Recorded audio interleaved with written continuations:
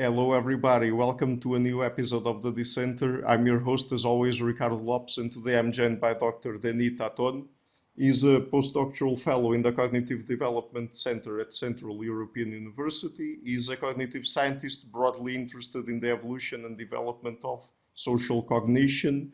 And today we're going to talk about some aspects of infant social cognition, things having to do with giving and taking resource transfers and how they interpret social relationships through that. So, Dennis, Denny, welcome to the show. It's a pleasure to have you on. Thank you. It's a pleasure to be here. I look forward to the questions. Okay, so how do infants interpret giving and taking actions? I mean, first of all, what are the features that a giving or taking action has to have for infants to interpret it as such? Sure. So I would say that the first and non-trivial question is whether they could interpret giving. At the time when I started the research, was taken as a sort of, pardon the pun, as a sort of given that infants could. But in fact, once you think about what the action entails, it requires the coordination of at least three elements: a donor, a giver, a recipient, the givee, and the object. And you need to relate those in a coherent event structure if you want to have meaningful goal inferences. So the first thing we wanted to test is exactly whether they can interpret giving. And it seems they can, and interestingly, they can without requiring cues that we often associate with giving events. For example, communication, transfer acknowledgement, social approach. So even when you show infants a very abstract animation that only involves an agent, a patient, and a sort of causal and teleological connection between the two that involves the transfer of an object, this seems sufficient for them to lock on the interpretation that this is a giving event, and allows them, for example, to produce goal inferences about what is the role of the giver, what is the role of the givee, who gave to whom. So interestingly, you can reason that taking on a surface level is just the specular case of giving. After all, is structurally basically isomorphic. It involves two agents and an object. But what we found, not only with infants, but also with adults using an EEG technique and behavioral tasks, is that they seem to represent these two events in a structurally asymmetrical fashion. So giving is always and sort of obligatorily represented as an interaction. So an event that specifies an agent and a patient, while taking seem to be represented mostly as an instrumental action. So an action that specifies the agent and the goal is typically a non-social one, the goal of acquiring a particular resource without caring about the presence of the original possessor. And we started wondering why this asymmetry. And we think this asymmetry has to do with the fact that fundamentally the type of interpretation that you set up to explain a behavior as goal-directed are different for the two. In the case of giving, the only way for you to account for the cost of the giver is an agent that is relinquishing a resource on behalf of another, is predicated on these social effects that giving produces. So there has to be an intimate link between the giver and the givee that benefits from the action. But in the case of taking, you can consider the action also without factoring in these social effects. Imagine that I see you taking a glass from someone else. I can immediately construe the action as Ricardo is thirsty and is getting a glass of water without necessarily thinking he's getting a glass of water from this other person. So in this sense, there is a sort of facultativity in the inclusion of the takee. Now, one thing that when I typically present these findings, they may be mistakenly taken to assume that infants or adults struggle with represent taking as interactive. Of course they don't. Depending on the context, we immediately, I would say, there is a strong social relevance to interpreting taking as a possibly interactive action. But it all depends on the cues. So even in infants, we showed that if you provide very subtle cues like the acknowledgement of the transfer, a taker and a takee looking at each other when the transfer is being produced, they upgrade the representation to that of a social interaction. So there is a taker and there is a takee. And similarly, there is a study by Gazes showing that infants can construe social structure based on violent expropriation. So one agent is forcefully taking from another. In this case, a queue of resistance allows them to see the taking action as a negatively balanced action. So they represent it as an interaction between A and B and construe social inferences on that. So it is a very much of a context-dependent case for taking, but it seems sort of an automatic deployment of an interpretive construal in the case of giving. Mm-hmm. So, and how early in infant development do they start being able to interpret and social interaction as a giving or taking action? Right. So in the studies I did do not tend, I didn't start sort of by probing what is the youngest stage. There is a trend among developmentalists to go for the youngest, especially if there is some theory that needs to be adjudicated. In my case, I didn't have any such theory that I needed to arbitrate among. So I just was curious whether infants at a certain reasonably young age can interpret these events. And I selected 12-month-old on the basis of previous evidence. So we know that by the end of the first year, they can interpret giving, but they can also produce further inferences about giving. So one thing I didn't talk about is that they're not just setting up a representation that allows for the ascription of a goal. Okay, there is an agent that has the goal of giving to another. But they seem to encode additional information that is not strictly relevant to just the purpose of ascribing a goal. They remember the direction of transfer, for example, who gave to whom. They encode the identity of the object, what was given. And there is also some evidence that, not from our lab, that they encode also the quantity of the objects that are being transferred. So all these things are not required for immediate goal ascription, but we believe they may be required if you have an expectation that giving is tied or occurs within relations based on reciprocity. So I will say that by 12 months of age, infants not only have a concept of giving, but they have also a concept of the relation within which giving recurs and tends to be a queue of. As for taking, in my studies, obviously, as I told you, we found that taking is represented non-socially, but there are studies, for example, by Kylie Hamlin and others, showing that even younger infants with the appropriate cues would represent taking as interactive. So I would say, as long as they are able to integrate these three elements, a resource and two agents, in the respective roles of agents and patient, they should be able to perceive the goals of these events. These events are fairly easier than events like helping that require infants to understand second-order goals. In helping, for example, my goal is to have your goal fulfilled. So there are two goals nested one into the other. For giving or for taking, the goal is on the other end, the first order goal. I want to give you an object or I want to take an object. So structurally, they seem simpler than other types of prosocial actions, which is also why we should be cautious when we talk of prosociality. From a representational perspective, different actions entail different operations that may come online at different age. Mm-hmm. So is it that infants come sort of psychologically equipped with this capacity to interpret certain actions as giving or taking, or is it that they need some sort of socialization to do it? Okay, so, well, I belong, so to speak, to the nativist camp. I was made to belong, in a sense.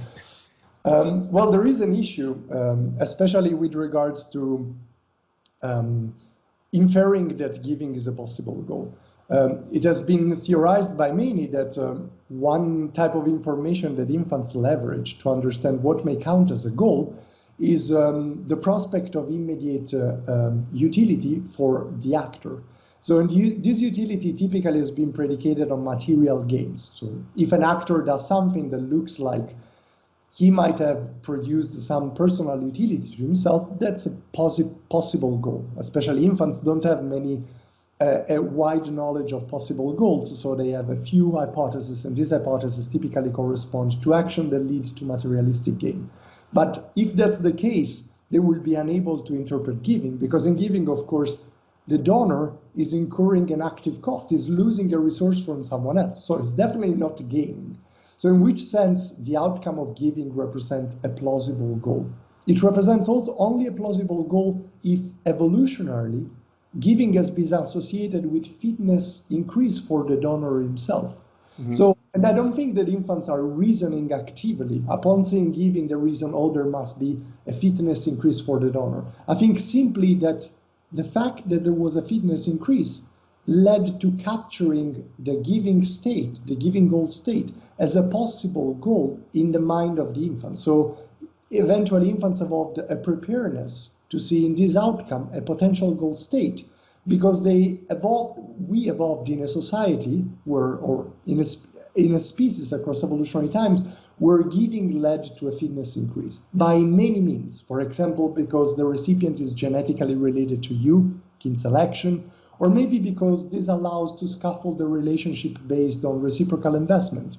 I do something to you and you reciprocate later with me, and so forth. So regardless of the specific mechanism, there had to be some sort of fitness increase that led not only to the behavioral stabilization of giving, we all give, of course, but also to taking this particular action as a cue of a possible goal diagnostic outcome. So in this sense, I do think that is ingrained. That had to be an evolutionary process leading to this type of sensitivity.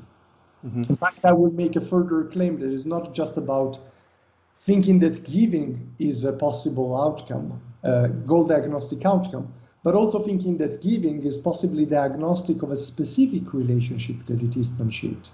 But this is a slightly different sort of approach. And related to that, are there specific instances where infants expect someone to give something to another particular person? Right. So that is basically the issue of when giving should occur. We never investigated this. We always first of all, because all the stimuli I used were very minimal. So often I use this sort of very simplified geometrical agents, which are the staple of developmental psychology. And one reason to do so is that unless you have very contentful predictions about the type of, for example, semblances or kind that agents or patients should have, and you just want to study an action, if you do it at an abstract level, you also then have empirical traction to say, look, not only they understand giving, but they can do so with very minimal stimuli. So I focused on this first question of whether they can understand giving in minimal conditions. But of course, we know, for example, in toddlers, that expectations of giving are modulated not only by recipient identity, for example, friends versus stranger, but also by previous interaction history. So around 5 years of age, between 3 and 5, we know from studies by Felix Warneken and others that toddlers start to become incipiently able to enact reciprocity. So the way they decide to give becomes contingent on an interaction history where, for example, they themselves have been benefited or they themselves owe something to someone. Interesting, there is also a study by Marcus Paulus showing that when deciding whom to request to, toddlers understand that it's somebody that has given to somebody else as a sort of social credentials towards that person. So that person is made accountable to later extract material favor from. But in my case, I never tested exactly expectation of whom to give. I mostly tested expectation of whether upon seeing giving, something further will happen down the line of the interaction. Namely, basically, the occurrence of reciprocity or not. And how do infants think about the owners of a particular object, being they their original owners or the recipients of a particular gift? For example, I mean, do they develop some expectations, like, for example, that nobody else should take that object from them unless they allow it, or something like that? So that's a great question, because it goes at the heart of a terminological distinction that is very dear to me. I try to be as conservative as possible with this. Is why I use, for example, terms that sometimes are a bit mouthful, like active resource transfer, or I use the term possession instead of ownership. So possession is a term that basically designates the relative control over a resource when there is a multi-agent situation. So there is me and you, and there is a resource, and who is the likely possessor? We're typically the one who is closer to the resource or is within the peripersonal space of a person. Possession, unlike ownership, is not a socially stipulated pact that allows for a stable relation between the agent and the object. So in the case of possession, typically, if there is a displacement, the possession relation is disrupted.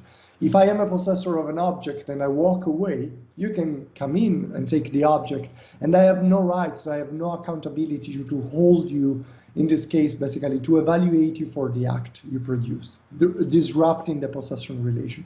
This is very different from ownership, as you rightly pointed out. As soon as there is an understanding of ownership, there is an understanding of the accountability that ownership infringement entails. So I can basically call you out for violating a norm of ownership on the assumption that, of course, you knew that I was the owner of a given resource. But I can also stake an ownership claim, like by, for example, saying, hey, there was my name on it, or I put it in the box of things that usually belong to me, etc., etc. So I have no evidence that infants understand ownership within the first 2 years of life. There is some evidence, for example, from Bayashan lab, she's a developmental psychologist, that infants might understand ownership, but this evidence is rather tangential and is mostly showing that even when a possessor leaves, if another agent does something to an object, this produces a social evaluation to the agent. And this is only possible if they understood that there is an enduring link between the original possessor and the object being manipulated in a positive or negative fashion. But I would say conservatively that what we know is that certainly possession is ascribed on the basis of relative proximity. And while this seems a lean concept, I mean, it's a concept that has been attributed, for example, to many primates. We know that several primate species have respect of possession, but again, possession entails the immediate control of a resource. Despite being a lean concept, you can leverage it to great heights. So, for example, you can use possession to distinguish between giving and taking. You can even have exchange predicated on possession. So you don't need ownership, for example, to understand that I'm giving something to you and you're giving something back. So even relations that are based, for example, on return-sensitive investments can be understood simply on a very lean concept of possession. Concepts like borrowing, lending, trade, those concepts, on the other hand, fall out of the understanding of possible transfer without a concept of ownership. Because in the case of, for example, borrowing, the ownership remains to the original, well, owner, not possessor, even if the possession is now given and to another person that can use it within considerable will, so to speak.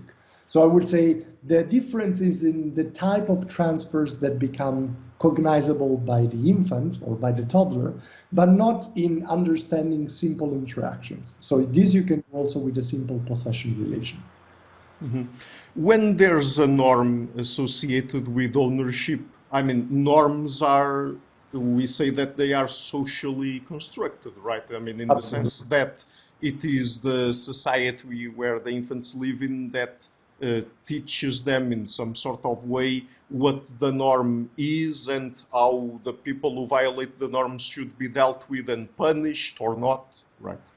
Yeah, so evidence from especially the Tomasello lab and other labs that studied exactly this socio-cognitive aspect of norm acquisition will suggest that around 3 years of age is when you see an understanding of what ownership ascription presupposes. So first of all, presupposes that there is a mutual knowledge about the ownership relation. Ownership relations can be held and in a sense made socially commented on only if other people are aware of it. So as you rightly said, they are mind dependent. It's a socially distributed ascription which require other people to know what the ascription is about.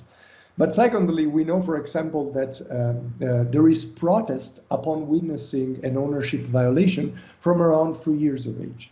So a case of, for example, theft, even when the victim is absent, is protested upon, is tackled, so the toddler will, for example, tell a supervisor, an adult, or somebody else, an authority figure overseeing the situation about this violation because they become cognizant of something that should not be done or infringes what is typically considered morally licensable given the ownership rules. It is yet unclear whether at 3 years of age toddlers understand things like lending, in which there is a sort of licensed transfer of the resource on the assumption and expectation that the resource is given back. For example, the evidence on gifting is a little ambiguous. So very young toddlers seem to struggle with the idea that if I gift something, there is a transfer of possession. So I'm no longer the owner of the thing that I gave. You are now the entitled owner. You can do whatever you want with the object. But also there is a lot, besides the infringement, we already know from research by Ori Friedman and others that there are several factors that converge in arbitrating on, for example, ownership ascription. In ambiguous cases where there is somebody who put creative or factual work in producing an object, for example, in, say, excavating something out of the ground, or creatively thinking of how to manufacture something. Typically, these costs are taken highly into consideration by the toddler, so that that person is the one that is the one who is the ascribed owner, and not a person who might, for example, later taken the object or accidentally taken the object. So not only, while infants, they seem to take in consideration only this sort of prior possession, so who has physical control of an object, later on toddlers are able, and obviously older children are able to factor a suite of elements, for example, creative work or previous history, that are not within the reach of infants. And there is not quite sufficient work to suggest, but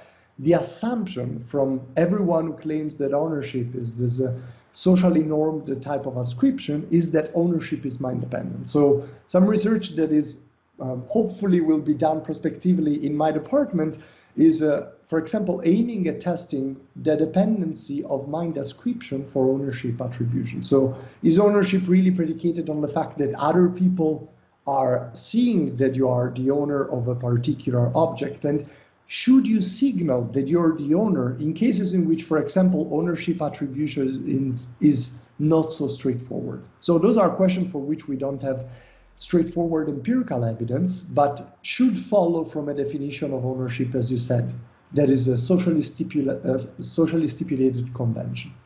Mm-hmm.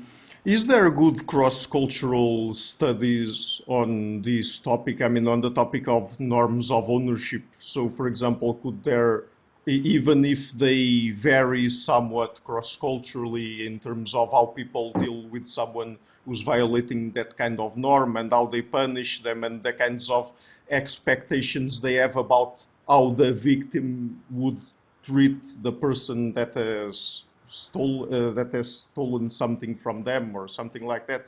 I mean, could they still have some sort of biological or evolutionary basis in the sense that there would be cross-cultural commonalities in terms of how those norms develop? So the first thing to say from an evolutionary psychology perspective is we shouldn't equate universalism across cultures with biological adaptations. Biological adaptations may have norm functions, so depending on the socioecology, they may be differently expressed. This is not just a lazy claim about flexibility, but is a very principled claim about the fact that in many social groups, depending on the type of configuration at hand, you have different expectations about what can be done with the resource.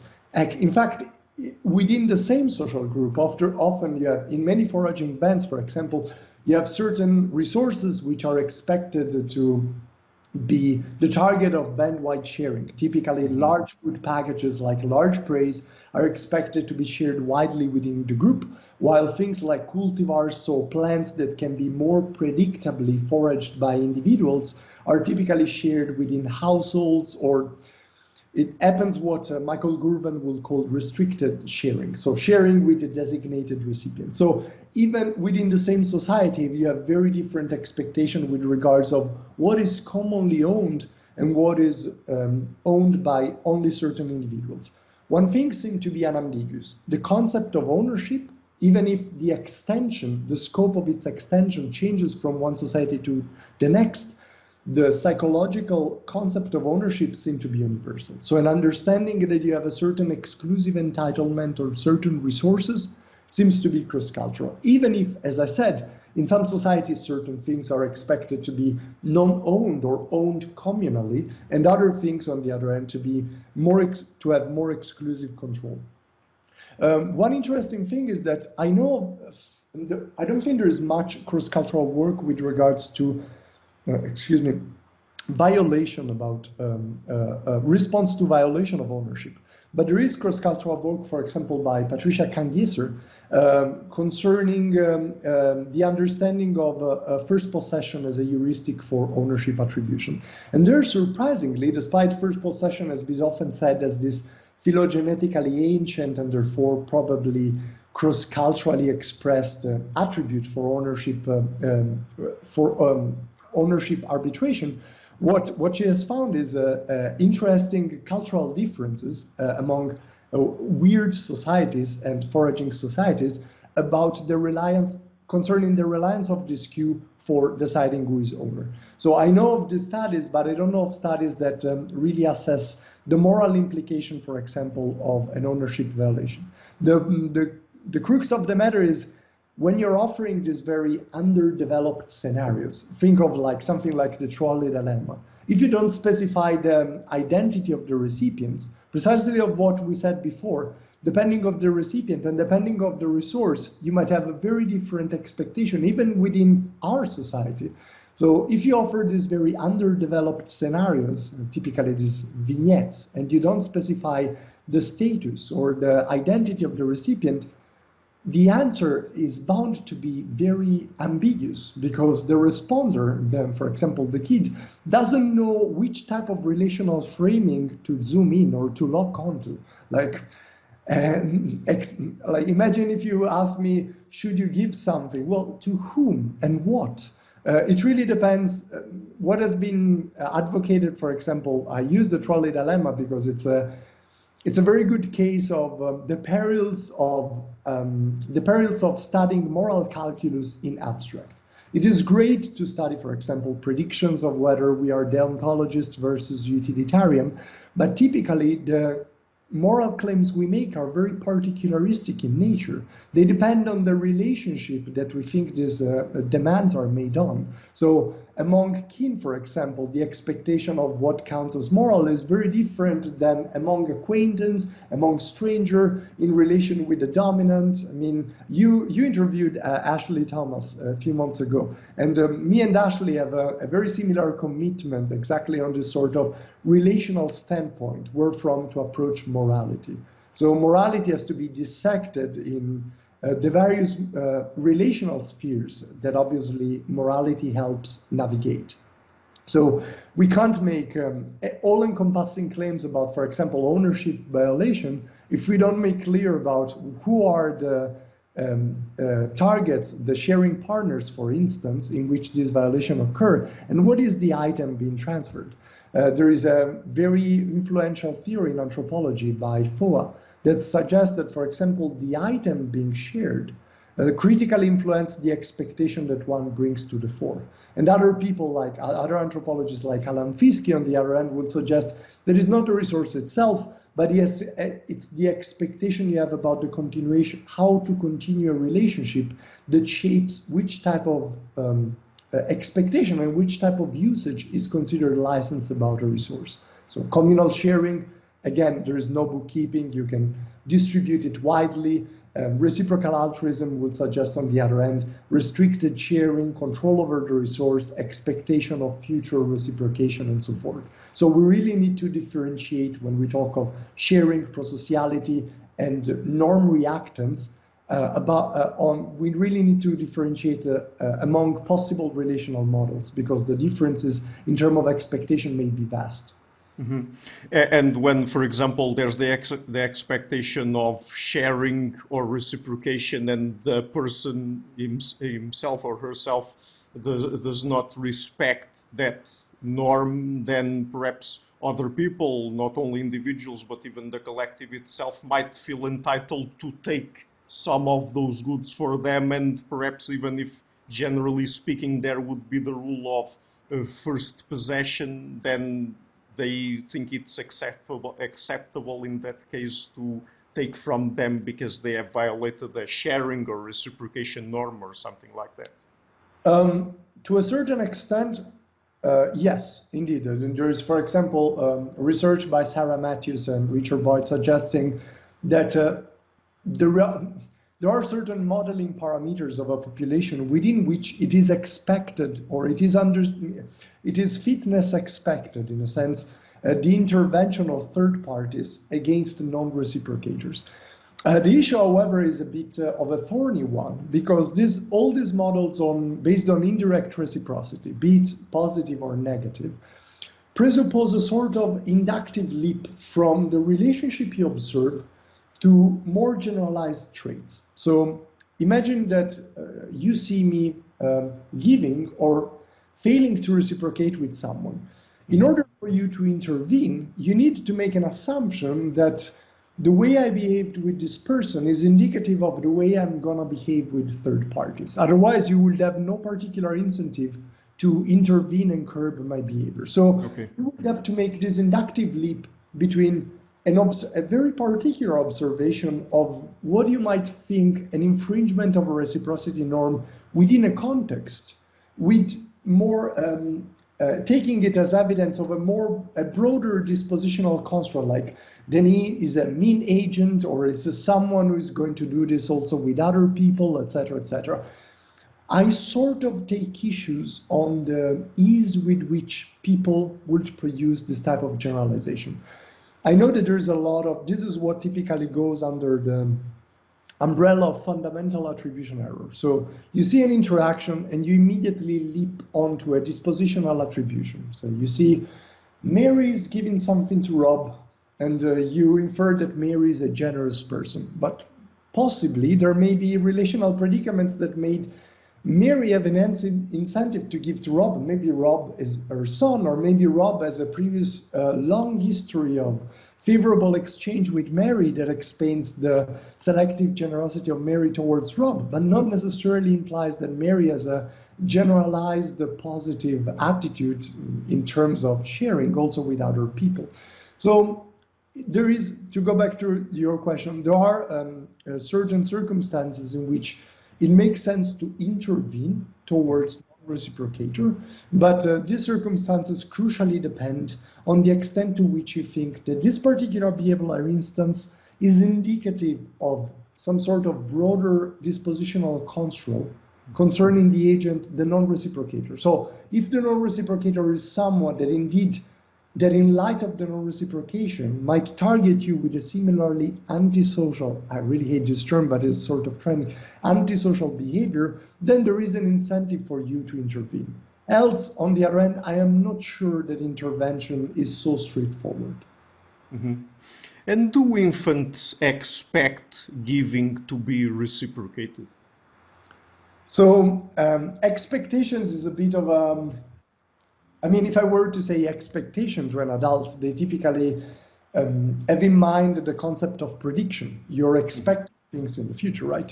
Yeah. Typically, the way we assess expectations is by looking times. It's a procedure whereby we familiarize the infants with a certain stimulus. A test will show typically two possible stimuli, one of which is conceptually compatible with such stimulus, the other not so. And the one that is not so compatible should elicit longer looking. And we call this violation of expectation, but there is no prediction there. This is a postdictive response. Infants see an event, and if the event is something that contradicts the hypothesis they formed, they look longer, possibly because they're generating hypotheses for how to rationalize, say, an agent's behavior or a perception. So I wouldn't say that infants expect reciprocity. What I would say more conservatively is that infants form a representation that allows them to track reciprocal exchange. So in studies that I did with my PhD supervisor, Gergely Chibra, we showed that upon seeing giving, for example, but not taking, infants form an expectation of reciprocity in the sense of, again, to avoid this slippery construct, they set up a representation that allows them to identify reciprocity as opposed to cases of non-reciprocation or as opposed to the initiation of novel interaction. And not only that, as I said previously, the representation contains information that is relevant to bookkeeping. So infants remember who did what to whom. If they didn't have this information, they wouldn't be able to track reciprocity.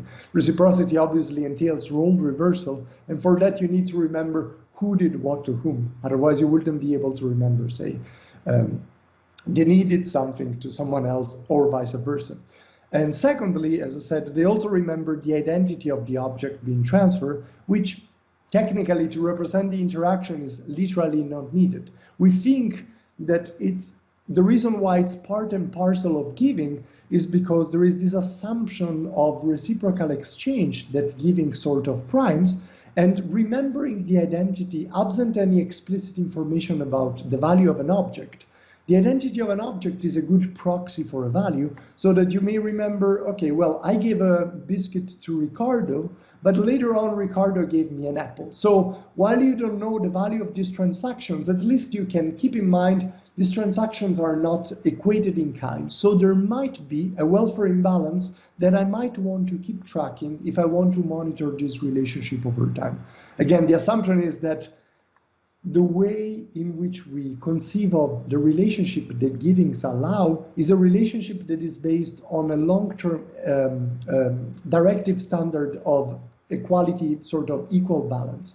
So we want eventually this transaction to be evened out over time, and in order to be able to assess whether there is this balancing, we need to track them. So it's a sort of very early bookkeeping system, if you wish.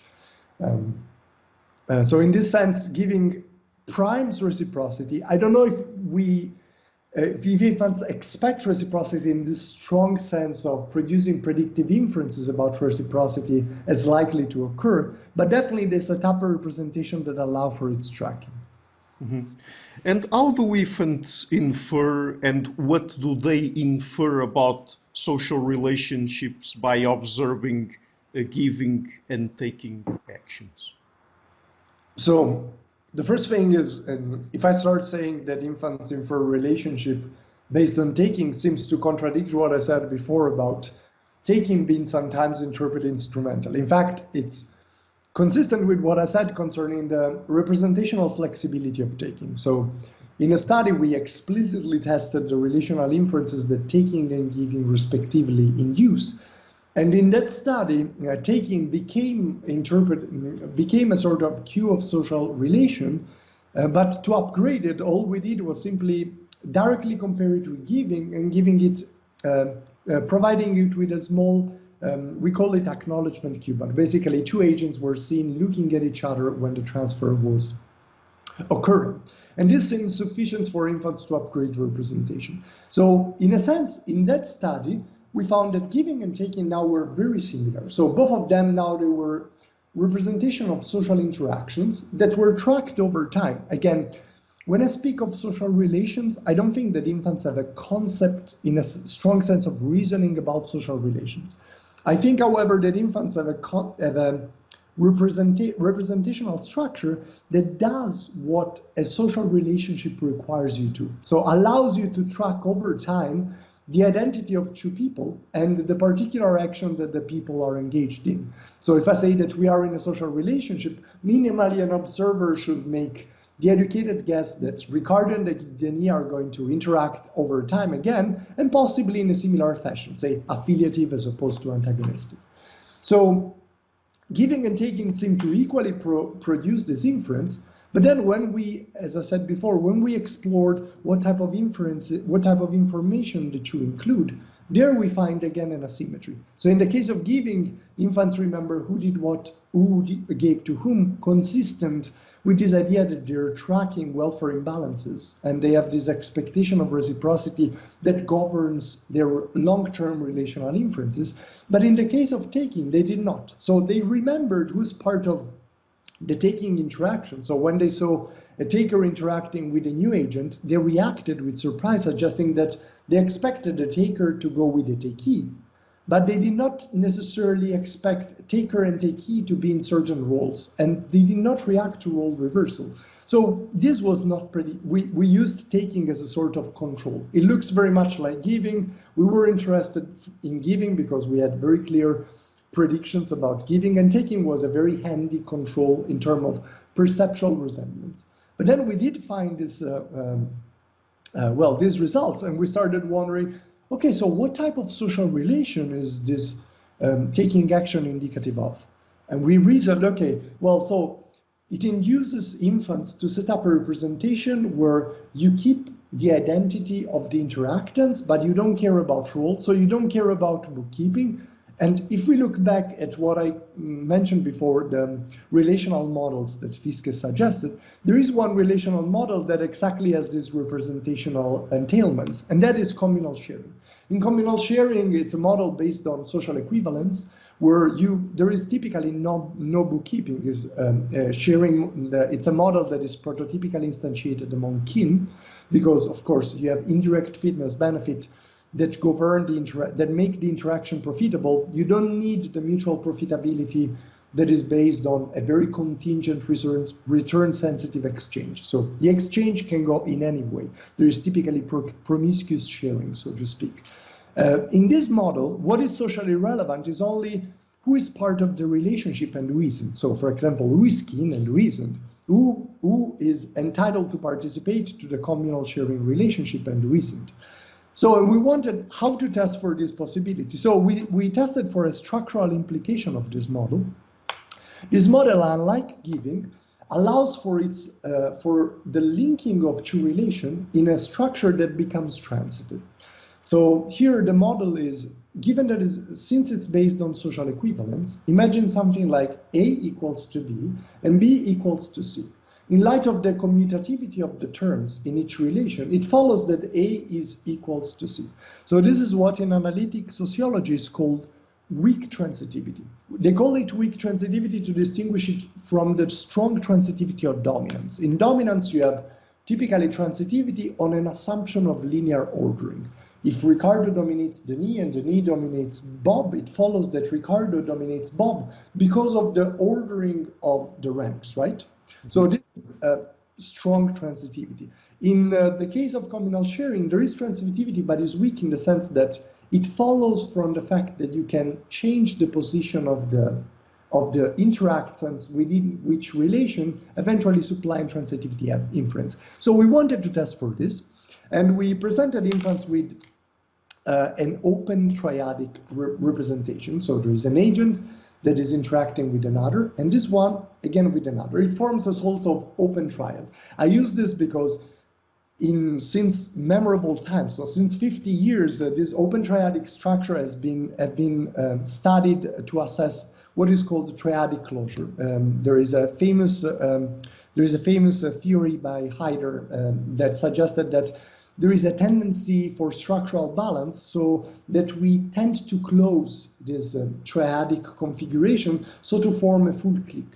A full clique is one in which there is the inference that any agent interact with any other within the group. So typically, a transitive structure in this sense produces a full clique. So what we wanted to test is if taking truly is a due to communal sharing. Once we link true taking relation, will the infants close the gap? So will the infants form this sort of complete clique?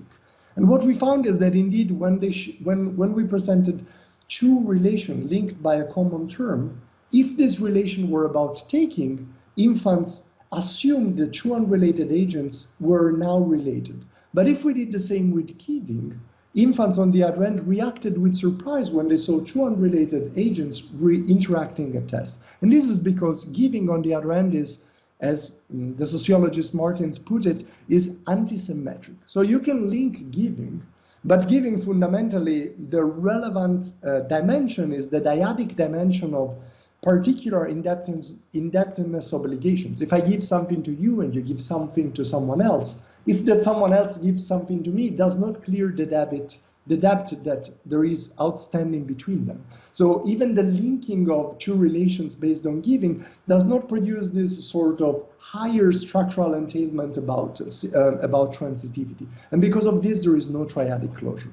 So this is just one of the structural predictions. There are others that we haven't yet tested, but we plan on testing based on this difference in relational inferences between giving and taking. Mm-hmm. So I don't think we've already talked too much about how children think about or encode objects when it comes to observations of giving. So when they observe giving actions, how does that influence how they encode the objects in question? Right.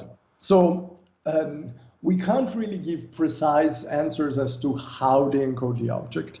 All we know is that they encode them in circumstances, in experimental setting, where it has been shown that infants don't care about object identity. So it may seem striking, especially to an adult, but if you show a 9 or 12-month-old an agent that is targeting an object, for example, by a simple reaching, and there is no other object that represents an unchosen alternative. So there is only one object. In that case, infants do not show sensitivity to object change. So if at test you show a different object, they simply do not react, which suggests that they are not encoding the identity of the particular object being targeted. I mean, this is actually a controversial take. Some people suggest that infants are not even representing the goal of taking. I find this very implausible because taking, if anything, is a very functionally salient action. Infants produce first taking rather than giving, and it is very structurally simple compared to taking. Compared to giving. It's an action that only requires the specification of an agent and an instrumental goal, and of course the object that fulfills the goal. So in those circumstances, infants don't care about object identity. But if you show a 12-month-old an agent that is simply putting an object in front of another agent, again, these stimuli involve human agents, which is atypical of me because I tend to use animations. But again, there is no receiving, there is nothing that suggests a rich social interaction. There is literally one agent placing an object in front of another. And nonetheless, this very impoverished stimulus allows infants to produce a social inference within which the identity of the object becomes encoded. And as I said before, the reason why we think it is encoded in conditions in which typically this encoding does not happen is because it allows it is a form of value tagging. I don't know what is the value of this thing you gave to the other person, but by encoding the identity minimally, I can tell if reciprocation is later to occur. I can tell whether reciprocation was in kind. So plausibly, the value has been, the transaction has been evened out in terms of value or not. So it's a very rudimentary form of value comparison, but one that allows already for some form of a judgment between transfer episodes, which is really at sort of the cradle of bookkeeping. Somewhere it has to lift off, and this is where one of the source of informations that we think allow infants to start bootstrapping this type of inferences concerning bookkeeping or scorekeeping more generally. So yes. So changing topics now, people have also studied if infants prefer helpers or hinderers. Right. And I mean, as far as I'm aware, developmental psychologists say in general that young infants prefer helpers due to some studies that they've done. For example, in very simple, by presenting them very simple scenarios where there's, for example, a hill and a geometrical figure is going up the hill, a square, a triangle, whatever, and then another figure comes in and it either helps or hinders the progress. And they say that in general, infants prefer helpers. But yes. Is that true? You asked me a thorny question now. So first of all, the evidence actually suggests that they go beyond preferring only helpers. They also seem to prefer fair distributors, interveners in altercations. So there seems to be a broader preference for prosocial agents, generally speaking. And helping is the behavior that has been most consistently studied and the one for which we have the most replications, but also the most well-known replications.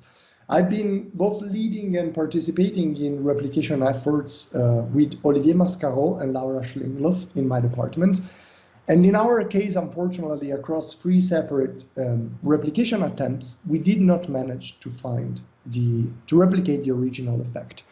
A disclaimer, we've been in contact with Kylie Hamlin, who's been the person who pioneered this study.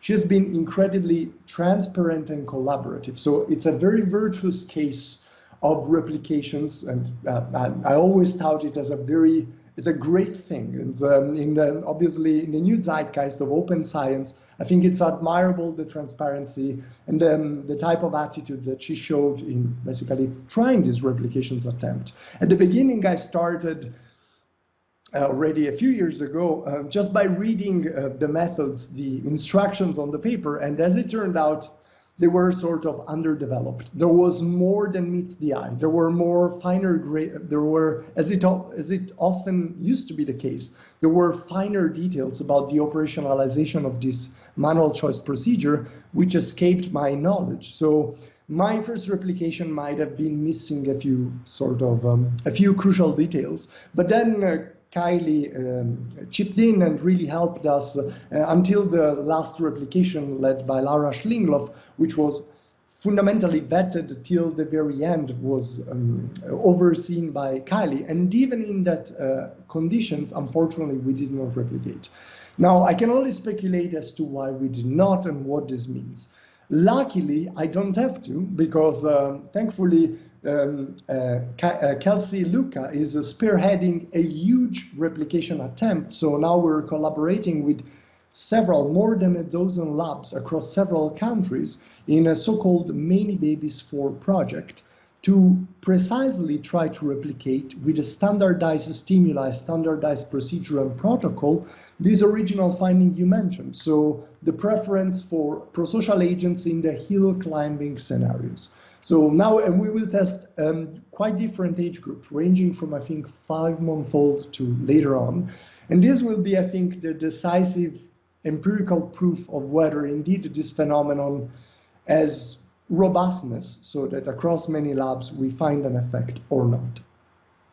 Regardless of whether infants do prefer helpers, I want to point out again that this manual choice, much like the indirect reciprocity model I talked about, does imply a sort of inductive leap. So you're the infants, you're observing an interaction. Sure, this interaction may be positively or negatively balanced, but for you to think that it matters at the level of your cognitive tendencies, whom you want to pick, this makes only sense if you think that this agent is not just an agent who was who did not want to help a certain other patient, but is an agent who is a non-helper broadly construed, or is a helper broadly construed. So you want to associate with that agent only if you are representing it as having a sort of trait of helpfulness, so that the infant himself might have an incentive to associate with said agent. This is something that, for example, the advisor of Kylie Hamlin, really, Karen Wynn, really made explicit, suggesting that this measure taps onto the global assessment of character. And indeed, other people like Brandon Wu are suggesting now that this is the cradle of impression formation. So this is an important assumption that needs to be made explicit. Some other people, when they explicitly tested for generalization, which, as I said, is assumed in manual choice. So manual choice assumes that what you see there is indicative of the way the agent might behave with unrelated parties, like the infant himself. But when we tested with looking time measure for generalization, for example, Olivier Mascaro tested for generalization of dominance and didn't find it. I tested together with Barbara Pomichovska, a postdoc in my department, generalization of dominance in toddlers and didn't find it. And I also tested more directly generalization of giving. You can call it expectation of generosity, if you will, and we didn't find it. Infants reacted to surprise when they saw a giver giving to a new donor, suggesting that their privileged construal of the action is not one where the giver is a generous agent. So this is a sort of recipient invariance attribution. It doesn't matter whom is going to give to, because it's a generalizable trait. In fact, it's a dyad-specific relational obligation that involves A, a donor, and B, a specific recipient.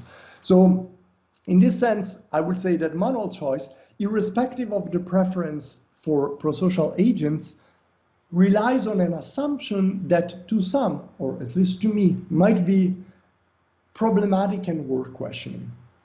And the second sort of problem is that we're focusing so much on the social evaluation of helping, and we did so little to actually test whether, from a representational standpoint, infants understand helping. We tried with Laura Schlingloff.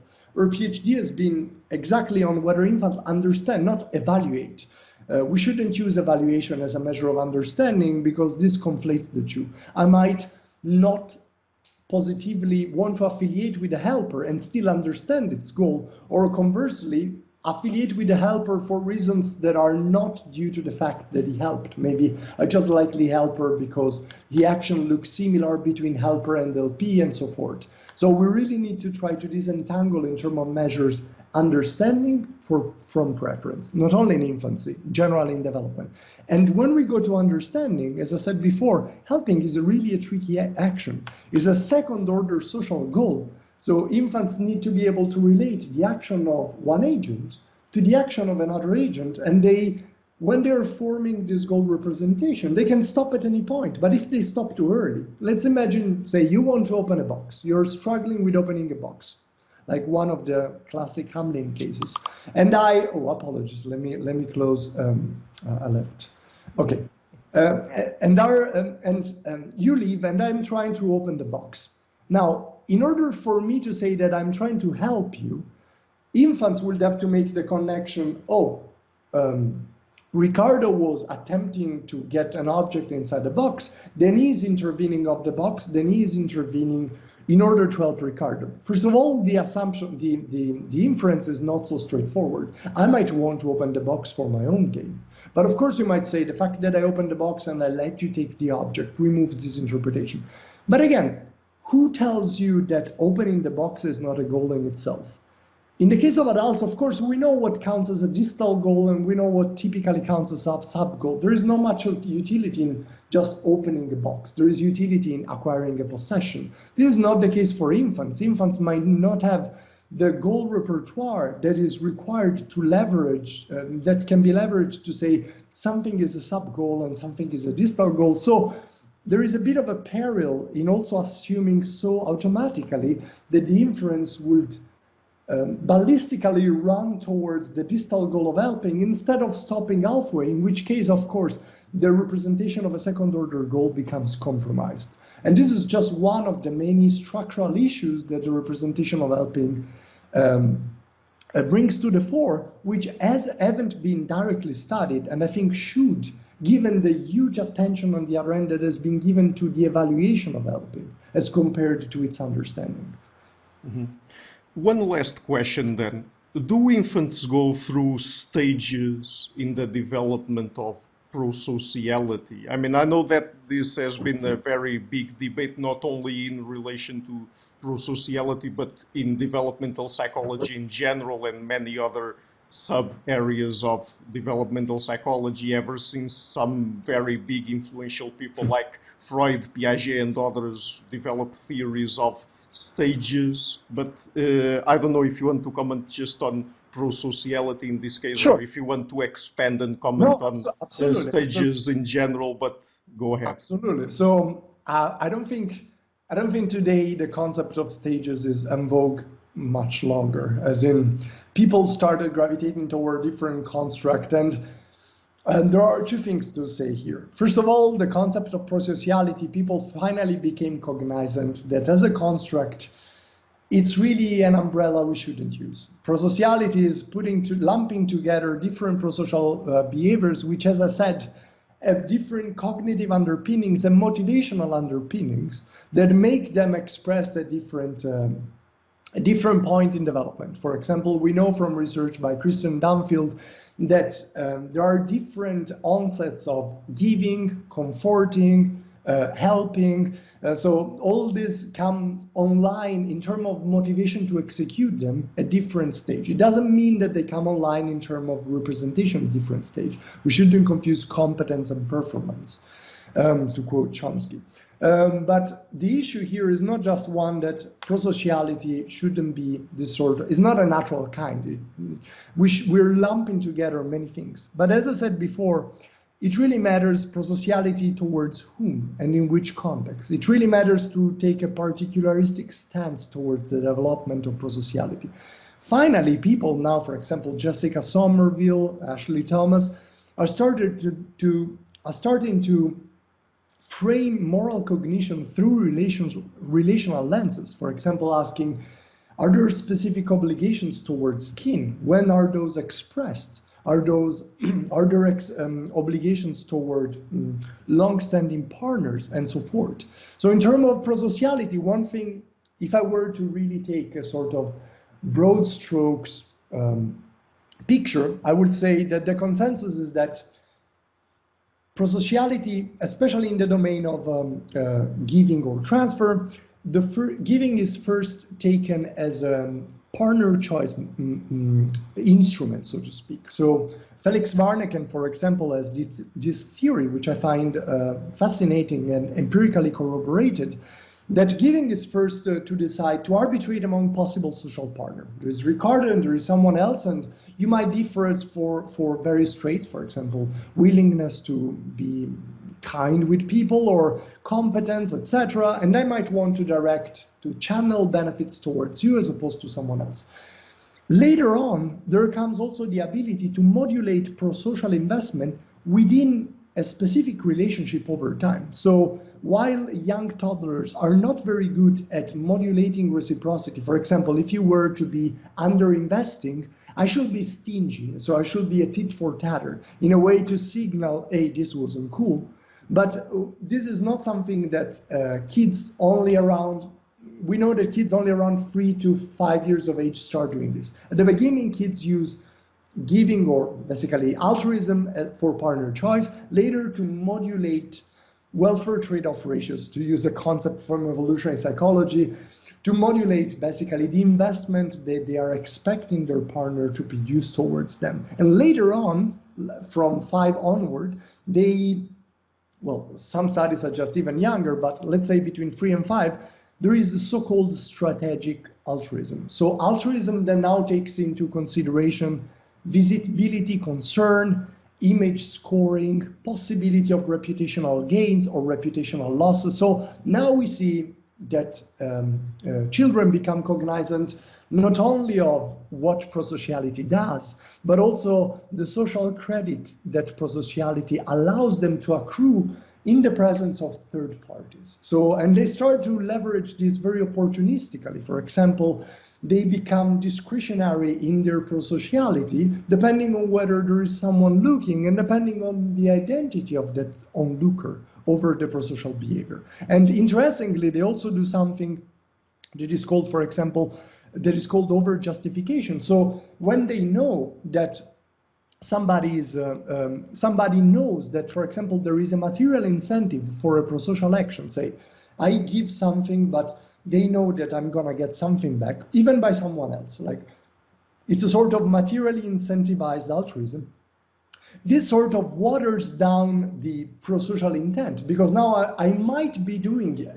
It's not necessarily, but I might be doing it for that material incentive. And this has been found both in adults and in toddlers to crowd out the motivation to be prosocial, because now the signal that prosociality embeds is no longer there, because the signal is ambiguous with respect to the incentives. There might be material incentive as much as social incentive.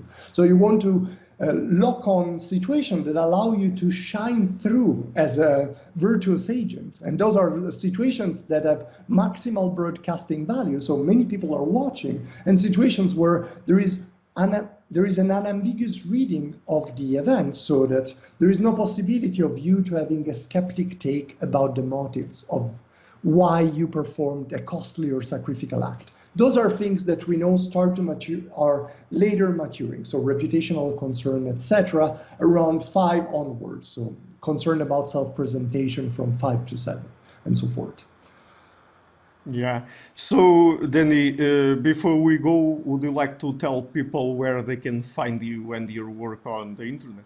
Oh, sure. So first of all, they can find me on Twitter. I have a Twitter handle, which I now do not remember. I have the feeling that it's just my name dot surname. I wouldn't bet on it. Don't worry too much because I will go to Twitter. Excellent. So there is a Twitter handle, so you can DM me there. You can write me an email at denis.tatone@gmail.com. And I also have a website on Wix that is, again, my name and surname, where I basically give a sort of very coarse overview of some things that we talked about and some projects that I'm now dealing with that are more broadly spanning on the issue of social cognition and relational inferences. So anyone who's, even if especially, I don't want to say especially non-developmentalists, but I would love to collaborate also with anthropologists and people who more broadly are interested in these issues beyond development, because I think the issue, for example, of social relation is a salient one in moral cognition at large. Mm-hmm. So, Danny, thank you so much for taking the time to come on the show, and it's been real fun to talk to you. Thank you for having me. It was great fun. Hello everybody, thank you for watching this episode until the end. To keep the channel sustainable, I would like to ask you to please visit my Patreon page and consider making a pledge there, starting at $1 per month. You also have links to PayPal. Otherwise, and if you like what I'm doing, please share it, leave a like and hit the subscription button. The show is brought to you by Enlights, Learning and Development Done Differently. Check their website at enlights.com. I would also like to give a huge thank you to my main patrons and PayPal supporters, Karen Litska and Blanchett Perga, Larsen, Lau Guerrero, Francis Ford, Hans Frederick Sunder, Ricardo Vladimiro, Craig Healy, Adam Castle, Olaf, Alex, Jonathan Wiesel, Jacob Klinkby, Matthew Whitting, Bert Arno Wolf, Tim Hollis, Eric Alenia, John Connors, Paulina Barron, Philip Force Connolly, Jerry Mueller, Herbert Gintis, Bo Weingard, Rebecca Newberger Goldstein, Dan Demetriou, Robert Windegar, Rui Inácio, Arthur Coe, Zup, Marco Neves, Colin Holbrook, Susan Pinker, Bernardo Seixas, Pablo Santurbano, Simon Colombo, Jorge Pinha, Phil Kavanagh, Corey Clark, Mark Blythe, Roberto Inguenzo, Michael Stormir, Samuel Andreev, Tiago Nunes, Bernard Ugnig, Alexander Dunbauer, Fergal Cusson, Evan Bodrenko, Hal Herzog, Don Ross, Jonathan Librand, Oslan Bullitt, Nathan Nguyen, Stanton T, Samuel Correa, Eric Hines, Mark Smith, J.W., João Weira, Tom Hummel, David Sloan Wilson, Yacila Dez Araújo, Eden Solon, Romain Roach, Dmitry Grigoriev, Diego Londonio Correa, Tom Roth, Yannick Punter, Adana Rusmani, Nicole Barbaro, Adam Hunt, Pavel Ostazewski, Alec Bach, Catherine and Patrick Tobin, Al Ortiz, Guy Madison, Gary G. Allman, João Linhares, Lida Cosmidis, Saima Afzal, Adrian Yegi, Nick Golden, Paulo Tolentino, João Barbosa, Jules Price, Edward Hall, Edin Bronner, Franca Bortolotti, Gabriel Ponce Cortez, Ursula Litska, Denise Cook, Scott, Zachary Fish, Tim Duffy, Todd Shackelford, and Sonny Smith. My producers is our web, Jim Frank, Lucas Stafiniak, Ian Gilligan, Luís Caetano, Tom Vanek, Dam Curtis Dixon, João Linhares, Benedict Mueller, Vega Guidi, Sardus France, Thomas Trumbull, and Nuno Welder, and my executive producers Michel Rugieski, Rosie, James Pratt, Matthew Lavender, Sergio Adriano, and Bogdan Kanivat. Thank you for all.